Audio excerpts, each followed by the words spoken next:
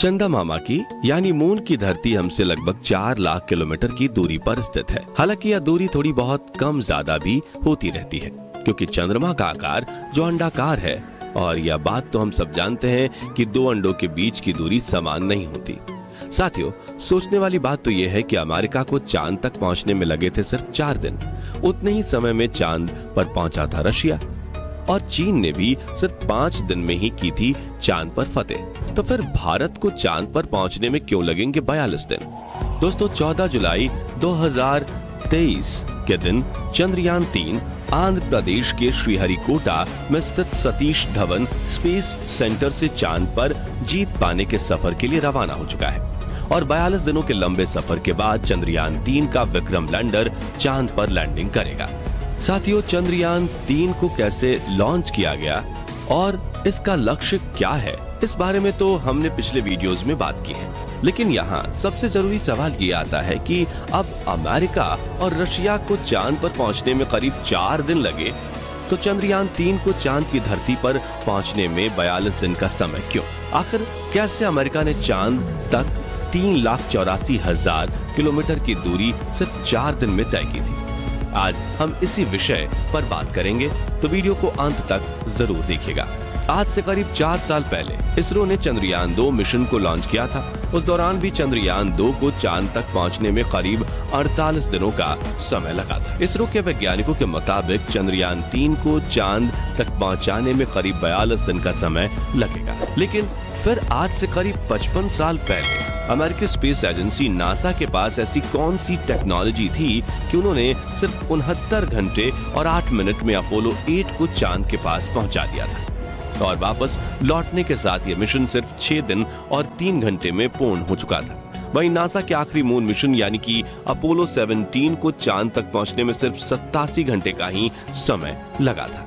इसके अलावा नासा से भी 10 साल पहले 1959 में रूस ने लूना 2 मिशन के तहत अपने अंतरिक्ष यान को महज 34 घंटे में चांद तक पहुंचा दिया था। वहीं साल 2010 में हमारे पड़ोसी देश चीन ने भी अपनी चेंगी 2 स्पेसक्राफ्ट को महज 5 दिनों में ही चांद पर पहुंचा दिया था। तो अब सवाल आता है कि चांद की सतह को छूने वाले 3 देश अगर 5 दिनों के अंदर चांद पर पहुंच चुके हैं, तो भारत 42 दिनों का रूट क्यों चुन रहा है?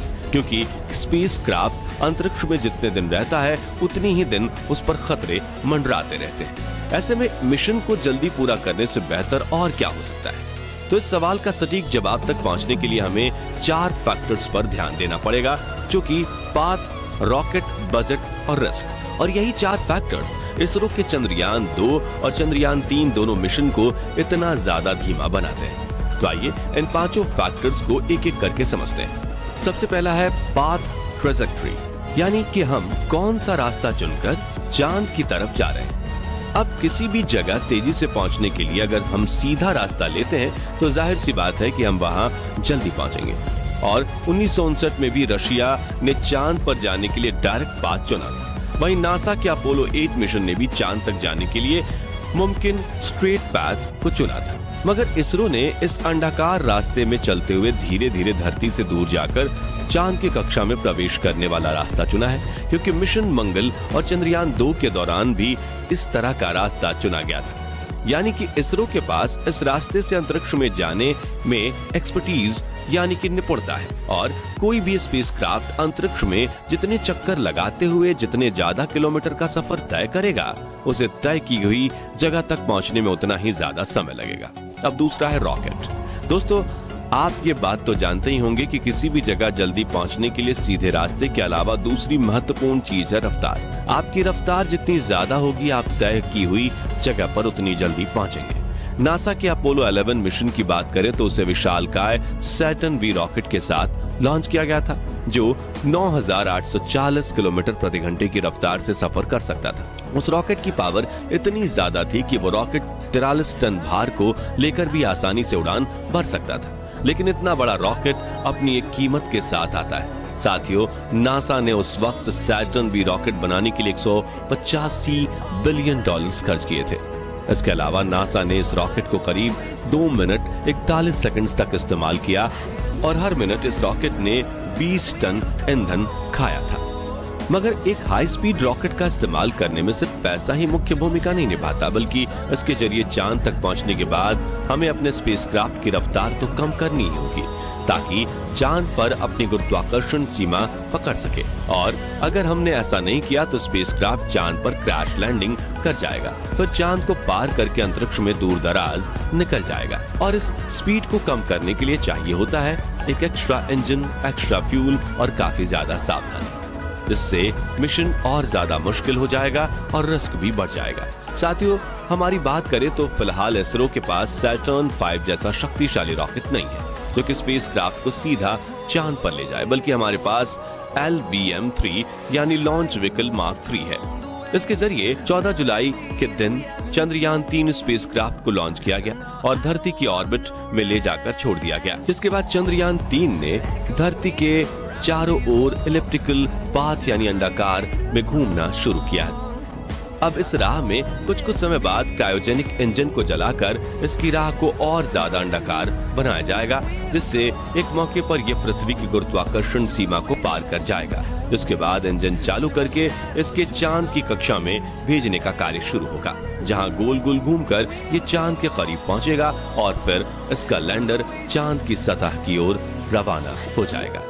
इस प्रक्रिया में भले ही दिन ज्यादा लगे, लेकिन कम शक्ति वाले रॉकेट से भी काम चल जाता है और ये रास्ता ज्यादा सुरक्षित भी प्रतीत होता है। अब तीसरे पॉइंट यानी कि बजट की बात करें तो नासा के अपोलो 11 मिशन में कुल $335 मिलियन यानी कि करीब 2900 करोड़ रुपया खर्च हुआ था, जिसमें अगर महंगाई जोड़ दी जाए तो 55 साल बाद आज के समय में इस प्रोजेक्ट की कॉस्ट $2 बिलियन के पार चली जाएगी। लेकिन चूंकि भारत मानव रहित स्पेसक्राफ्ट को चांद की सतह पर भेज रहा है, इसलिए हमने चांद के इस चंद्रयान मिशन 3 का बजट सिर्फ 600 करोड़ रुपए रखा है, क्योंकि इस बार हमें हर हाल में चांद पर सेफ लैंडिंग करनी है और यदि भविष्य में हम इंसानों को चांद पर भेजते हैं तो हम भी ज्यादा बजट और बड़े रॉकेट के साथ कम दिनों वाला रास्ता ही चुनेंगे।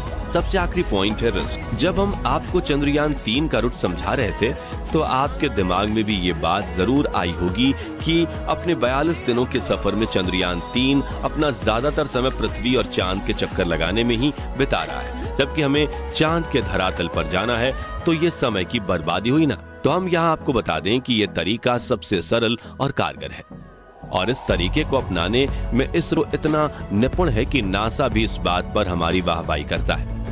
अब अगर चंद्रयान 3 का लैंडर चांद पर सफलतापूर्वक लैंड कर जाता है तो दुनिया भर में हमारी स्पेस एजेंसी इसरो की कुशलता की तारीफें होंगी और हम भी अरबों रुपए के इंटरनेशनल स्पेस प्रोजेक्ट्स लेकर नासा की तरह तगड़ा पैसा कमाएंगे।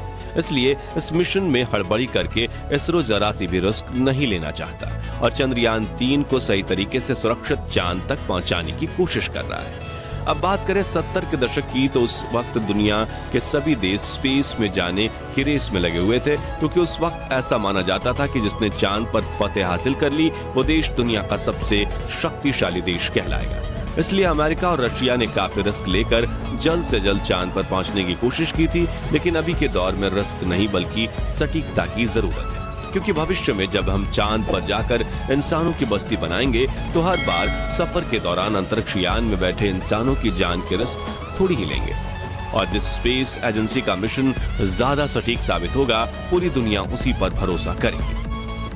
आखिर में हम आपसे इतना कहना चाहेंगे कि दुर्घटना से देर भली होती है। भले ही चंद्रयान 3 का ये 42 दिनों का सफर हमें थोड़ा लंबा लगे, लेकिन इससे भारत के भविष्य में इतने लाभ हैं कि जिसकी हमने कल्पना भी नहीं की होगी। तो दोस्तों, क्या इसरो ने बजट में कटौती करके चांद तक पहुंचने के लिए 42 दिन का लंबा सफर चुनकर सही निर्णय लिया या नहीं? कमेंट करके जरूर बताइए और जानकारी पसंद आई हो तो वीडियो को लाइक शेयर जरूर करिएगा। साथ ही ऐसी ही रोमांचक वीडियोस देखते रहने के लिए हमारे चैनल को सब्सक्राइब करके पास वाली घंटी